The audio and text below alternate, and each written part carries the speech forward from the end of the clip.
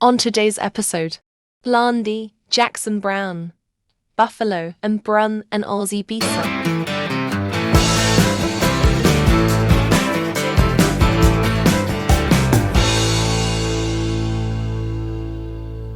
September 1978 saw the release of this, the third Blondie album, and the one that really broke them in America and consolidated the success of the second album in the UK as well. Parallel Lines, this album that has become iconic over the years, and the cover, instantly recognisable cover, which incidentally the band weren't overly pleased about and had initially rejected, but they got overruled, and the rest, as they say, has become history. Now, what have we got on here? We've got 6 singles off this, and at least 5, to my knowledge, were sort of massive hits. I'll put the album down now, because otherwise my arm will start aching.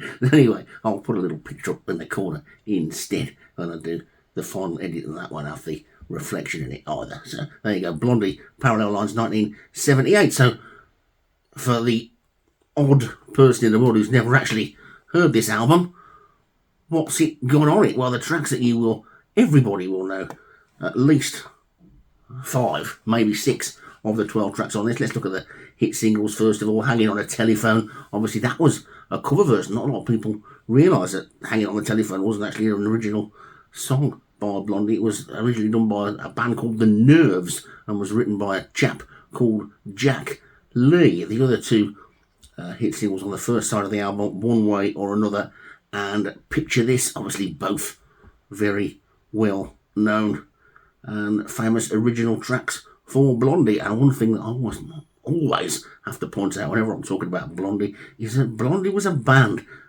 The singer was called Debbie Harry. Everybody a lot of the time refers to Debbie Harry as Blondie, as they do with lots of bands and things, but Blondie was a band. What anybody says that all the other people in the band were just as important in their way, although quite obviously for most of us the focus was on the vocalist.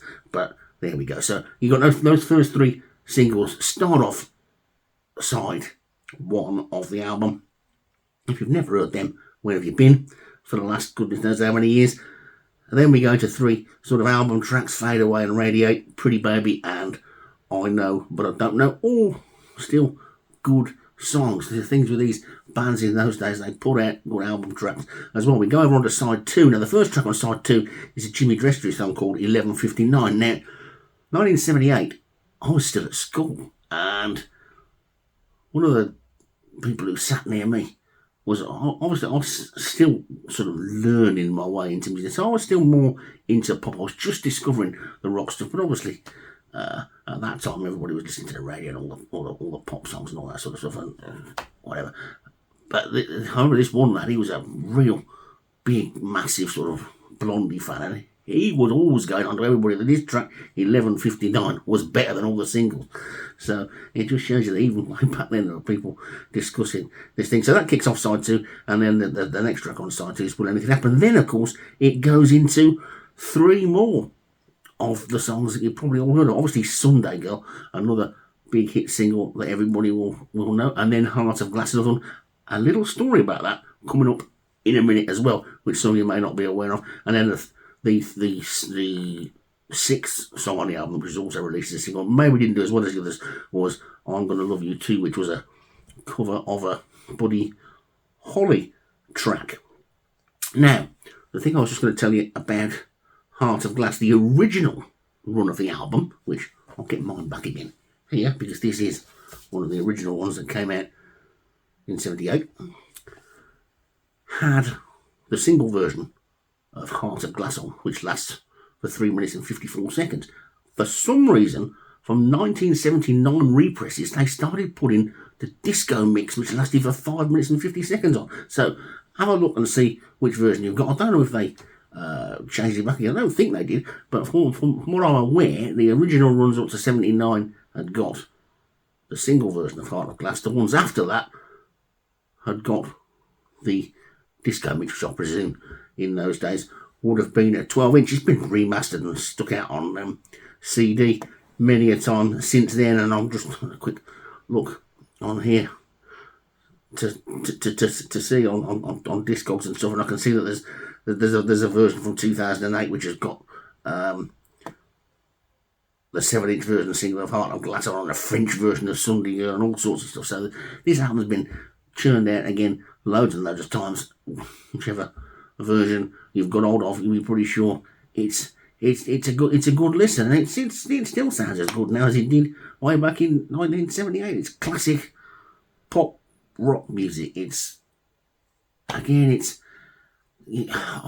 never like to just dismiss something as pop, or out and out pop, because there's, especially now, there's so much of that sort of stuff that is just pop. It's just saccharine tinged nonsense with a load of electronic sort of music behind it, and it's just not proper music. This, back in those days, the things that were coming out were classed as pop singles. They were really still proper, serious musicians.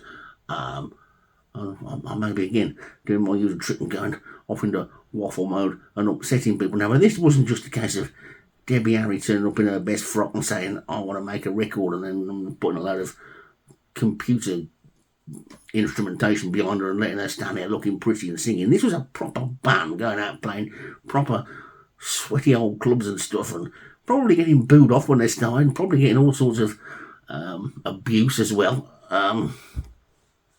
But they got through it, and they churned out some pretty good music. And this is probably the album that everybody would think of. It's probably the one that's got the most big hits on it. The first album was a little bit patchy. Obviously, the second album was good, but this one is probably the one that's just been a brilliant new box set come out. But it costs an absolute fortune.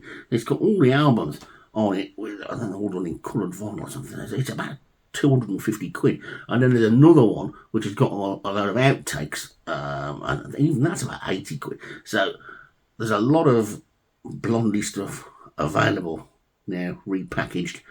But what I would say to you is that this album sold that many copies when it came out in 1978, and right through 79, 80 probably as well. There are hundreds and hundreds of second-hand copies around, and if you find yourself one in decent nick, get the original one instead, because it's always better, I think. Always better to get the one that came out at the time. I don't know why, maybe that's just me being all sort of sentimental and silly about it, but you get all the sort of inserts. I'm sure in that new 200 odd quid box set they've probably put all the inserts in as well. But this one, at least, if you do get the first version, you will get the original version of Heart of Glass and not the extended version. Although some of you may prefer the extended version, I don't know. But anyway, what I'm saying is that this album it sold so many copies that there are plenty of second-hand copies around, so you can pick yourself one up for not a lot of money at all. And if you like decent music from the 70s, pop rock crossover type stuff, you're not really going to go wrong, because you know perfectly well before you buy it that at least half the tracks you know them already. So there we go. So hopefully we'll get some more stuff like this come up soon, because it's nice to veer away from the straight up rock stuff now and again. But Blondie, Parallel Lines, 1978, cracker of an album. Okay, next up then is Jackson Browne. Jackson Browne, Running on Empty. More specifically, Running on Empty was released in 1977, and it's Jackson Browne's fourth album. Now, I almost said fourth studio album there. This is one of those things, it's a live album that isn't a live album, or it's a studio album that isn't a studio album, if you get what I mean. This was all recorded live, but not all in a concert setting. It isn't a case of taking a load of recording equipment to a load of gigs and then picking the best versions and putting them all out as a live album.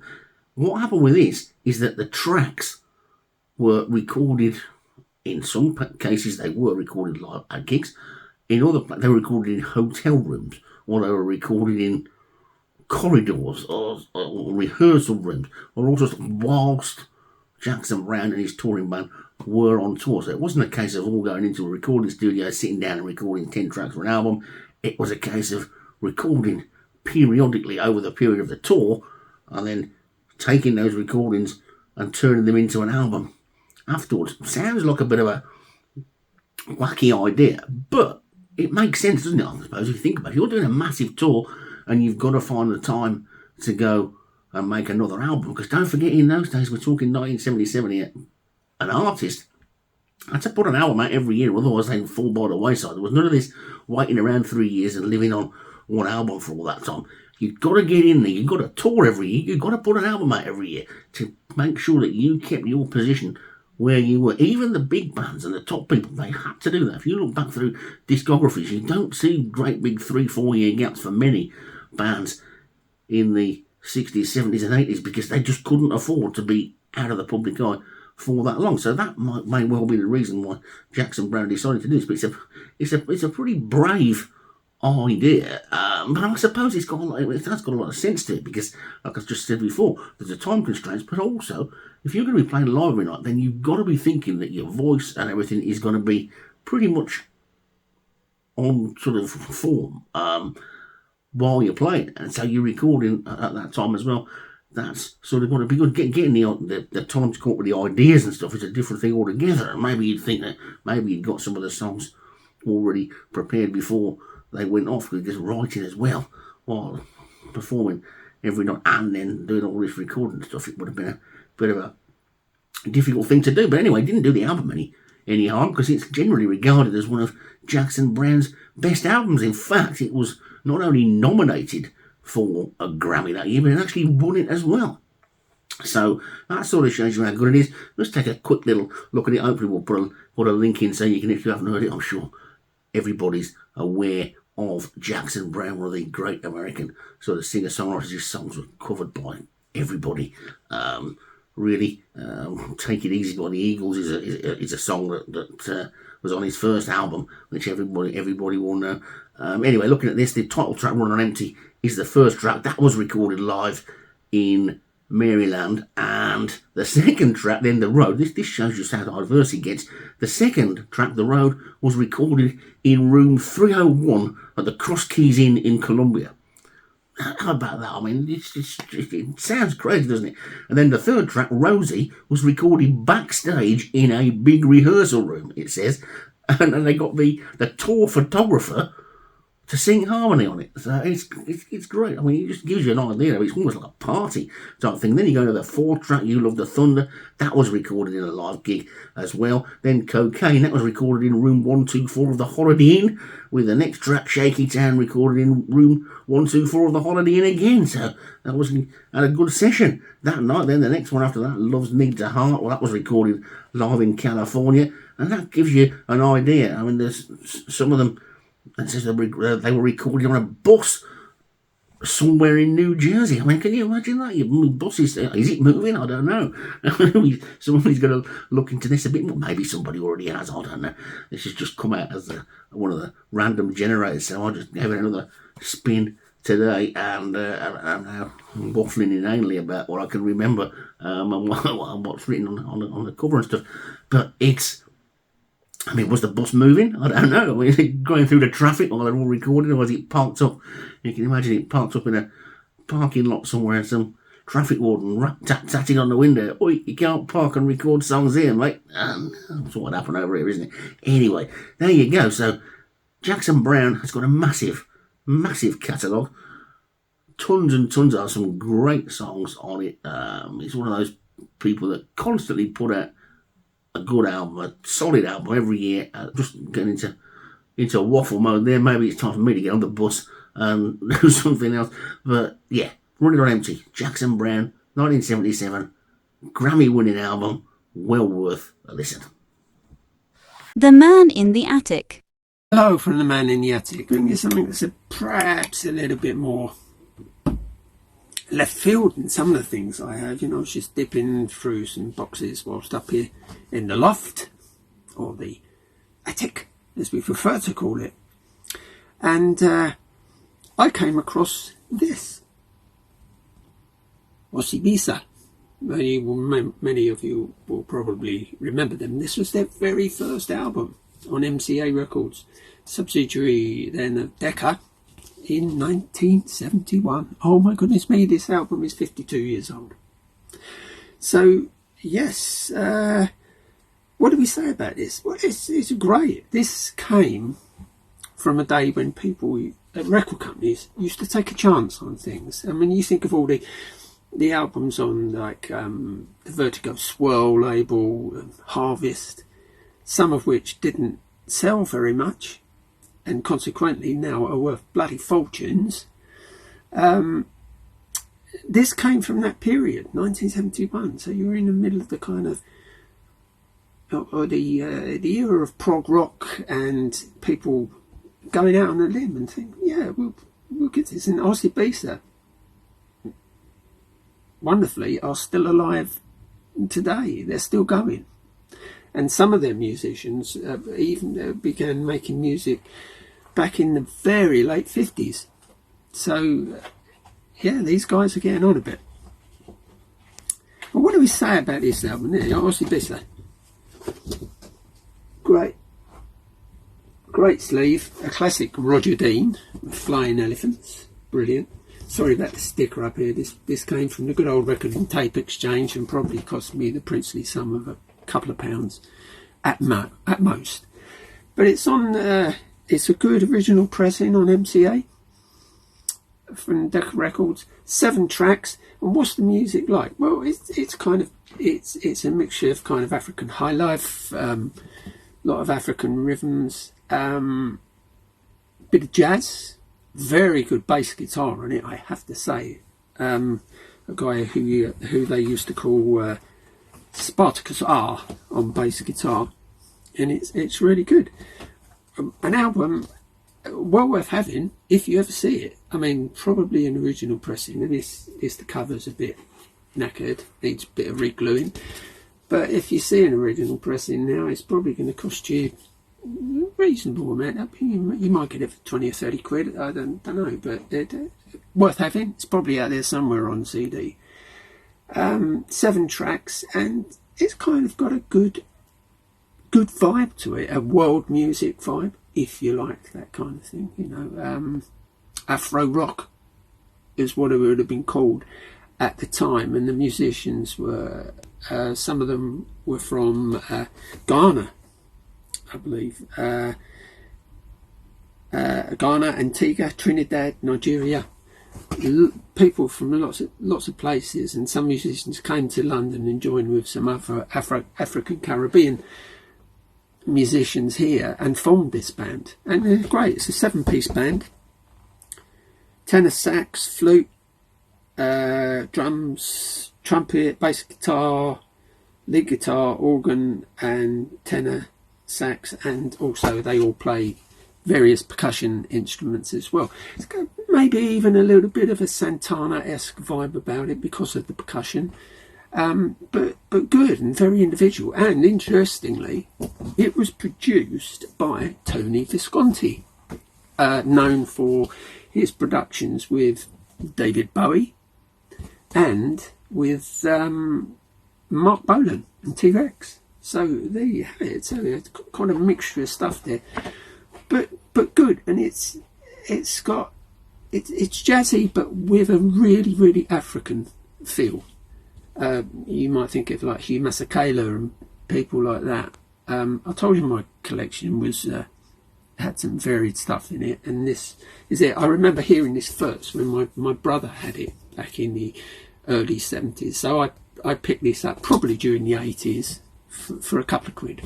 Might have even been 50p, I don't know. It's got an X on the sticker there. Martin will tell you, if you try and get these stickers off, and it just rips the sleeves to pieces. So anybody with any tips, please do let me know, because I would kind of like to. But I mean, I suppose they've got their place. You can remember where you got them, how, and what you might pay for them.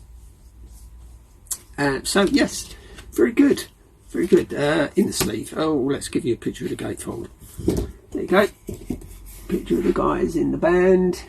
Picture of them on stage. yeah, so all in all, good. That was a really genuinely progressive period of music, and yes, as I said earlier, record companies took a chance that they'd sign them, and we would get bands that would pop out a couple of albums, they wouldn't sell, they'd get dropped, and as I said earlier, also these albums now are worth absolute mints of money. I mean, I know personally know the guy from Leafhound, Peter French, the singer who went on to play in Atomic Rooster and things like that, and his album Grows of Mushrooms. Pete doesn't even have a copy on vinyl. I know he's a great bloke. Still looks like a rock star these days, but he does building and painting and decorating. He said there's more money in that than there ever was in music. But again, from a genuinely adventurous, progressive, take a chance period, and if you ever see it, take a chance on this. I think you'll like it. It's if you like jazz with a slight bit of funk, slight bit of afro. Yeah, really, really good. Go for it. Goodbye again from a little bit of a left field Man in the Attic session. So, really interesting one coming up next then. Buffalo from Australia, early 70s underground hard rock band, the first Australian act to be signed to Vertigo, and we're going to look at their debut album Dead Forever, which is something of a lost classic to my mind. And if you've got a copy of this on vinyl, by the way, you're talking a few quid, so it's one from my hard drive. It's been re-released on CD in recent years with a few extra tracks as well. The most well-known member of the band is probably Peter Wells, who was the bass player. He went on to be a part of Rose Tattoo many years later. Of course, one of the more well-known Australian rock bands. Now, Dead Forever came out in 1972 in June. Now, they were pretty big on the underground rock scene in Australia. They actually supported Black Sabbath as well, so they were messing with the big boys to a certain degree. Now, this album that they put out now, I'm hoping I can put a link up to this because it really, really is good. And it's only got 8 tracks on it, and one of the most interesting things about it, from my point of view, and the thing that drew me to it in the first place, is that it's got a cover version on it of the free track I'm a Mover. Now, those of you that know Free will know that I'm a Mover clocks in at about 2 minutes 59 seconds in a live setting. It probably extended to 3.5 sometimes. This version of I'm a Mover lasts for 10 minutes and 57 seconds, and they just stretch it out into this great sort of rock bluesy jam. It's fantastic. I never thought I'd ever hear myself say that somebody could cover a free track and give it a different lease of life, if you like. I'm not going to say it's better than the free track. Of course it's not, because I'm a Mover is one of my favourite free songs. But this is a worthy cover, and it's more than a cover because they've obviously extended it with a jam and their own stuff in there, but they've been true to the songwriters and the song credits. Fraser and Rogers, they haven't tried to add any name checks in there to get all of any royalties. Proper sort of straight up people playing a track they like and giving it a really good different look. It's worth tracking this down just to hear this album. I'm hoping I can put a link up to it. It's really good. There's some other great tracks on there as well. My other favourite one on there is a track called Ballad of Irving Fink. I mean, it's classic early 70s prog rock sort of titles and stuff, isn't it? You've got Leader, Susie Sunshine, Pay My Dues, Bean Stew, Forest Rain, and then the title track, Dead Forever. It's quite long for a 70s album as well, because don't forget, in those days it was all vinyl. 49 minutes and 28 seconds, so you're talking about 24, 25 minutes a side, which was quite a lot. Most bands used to try and stick to under 20 minutes a side due to sound reasons and all that sort of stuff. It's described by a lot of people in this album as acid rock or underground rock or psychedelic, whatever you want to call it. It's, if you like that early 70s stuff where songs can be driven out into jams and all sorts of stuff, it's worth it. 10 minutes and 57 second version of I'm a Mover. I know, I still can't believe it myself. It's brilliant. the album is really good. They went on to make a few more albums. I think there were lots and lots of personnel changes over the years. I think there were like 10, 11, 12 members in the band altogether, not at one particular time. This particular album has got, let's just check it off on the names, Dave Tice and Alan Milano sharing the lead vocal duties, John Baxter on guitar, Peter Wells, I mentioned already, on the bass, and Paul Balby on the drums. Now, like I say, this album came out in June 1972, a mixture of Phonogram and Vertigo. It got to number 47 on the Australian chart. I don't know how the Australian chart sort of figures compared to where else. It didn't chart anywhere else. It didn't get released anywhere else, I don't think. They went on to make a few more albums after this one as well. 73's Volcanic Rock, and then they had another one in 74, Only Want You For Your Body, Mother's Choice in 76, and Average Rock and Roller in 77. So there's a few albums out there to try and track down. This is by far the best one, though. Dead Forever, their first album. Absolutely fantastic album. I'm going to say, Band of Irving Fink is my favourite, but Dead Forever and Bean Stew are also right up there. And like I say, I have to keep saying the same thing over and over again. I'm a Mover, 10 minutes and 57 seconds. By Free, one of my favourite bands, my second favourite band of all time. And here I am praising somebody doing a cover of it. Brilliant, brilliant stuff. Dead Forever by Buffalo. Anne Brun next then, or Anne Brunvoll, to give her a proper title. Is a Norwegian singer-songwriter, and we can look at her second album, which is called A Temporary Dive, and came out in 2005, firstly in her native Norway, where it went straight into the chart at number 1, and Sweden. Later on, it got a full European release. Now, there's 2 or 3 different versions of this album. There was a specific UK version that was released a little bit later on. There was also a Japanese version, and there was also an American version.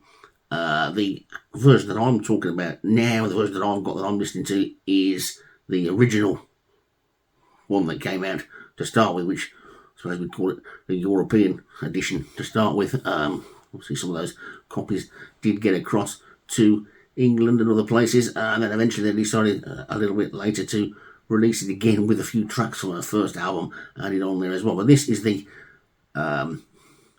original version of A Temporary Dive, which we're talking about now. And then you're saying, well, go on then, describe it to me. What sort of an album is it? It's Anne Brun is a female singer-songwriter at the time, was in her 20s, and it's that type of album. It's listed as a pop album, but it's got more substance to it than just a throwaway pop album. It's got nice little undertones of all sorts of stuff in there. Looking at it sort of track by track and the thing you were saying, it's one of those albums that it's not got that many immediate highlights, whether it be just 1 or 2 tracks that you go to, oh yeah, that was on that. It's a nice balanced album where when you put it on, it's one of those albums you think, oh, I should listen to this more often. But it's when you go to the cupboard or the cabinet or whatever, it's not one that automatically leaps at you. But when it does, or when you do put it on, it's one that you find that you think, I should be listening to this a little bit more. The best tracks for me, the 4th track, My Lover Will Go, is probably my favourite track on it. It's got a real feel of a wartime French cafe about it, despite the fact that it's got some flamenco guitar. Hopefully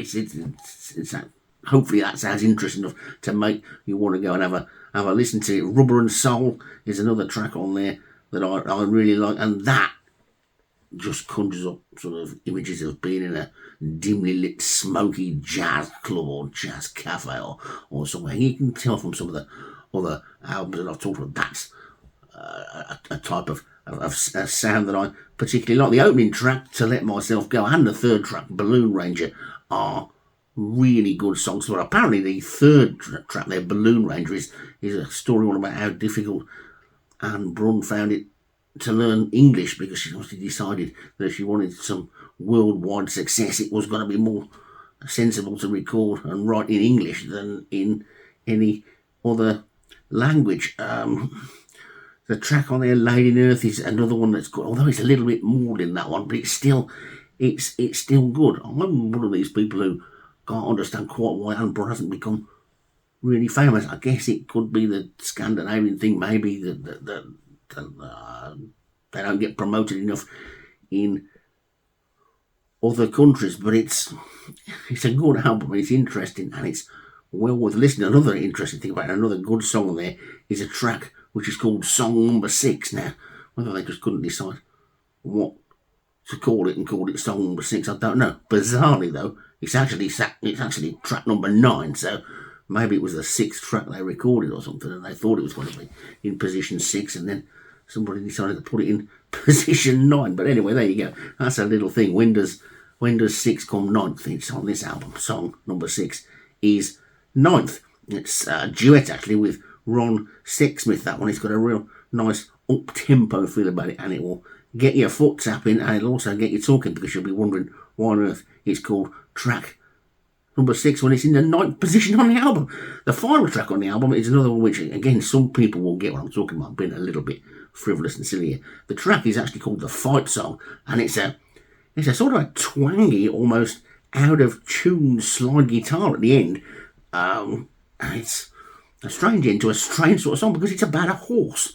Now, I'm not saying there's anything wrong about writing a song about a horse, but every time I hear anybody writing a song about a horse, I immediately think of that episode of Father Ted, where they attempt to win the Eurovision Song Contest, and they write a song about my lovely horse with his fetlocks blowing in the wind and stuff, and that's a nice little memory of that as well when this comes out. So yeah, Anne Brun, definitely take a look. She's done a stack of albums since. She's still going now. She's done some great albums. This is the first one that I heard. The first album, I think, is called Spending Time with Morgan. That's another one that's well worth a listen. But track it down if you can. Hopefully, I'll put a link in the thing. Anne Brun, yeah, Norwegian sort of pop jazzy stuff. Well worth a listen. Please press the like button and subscribe if you enjoyed today's episode. See you soon.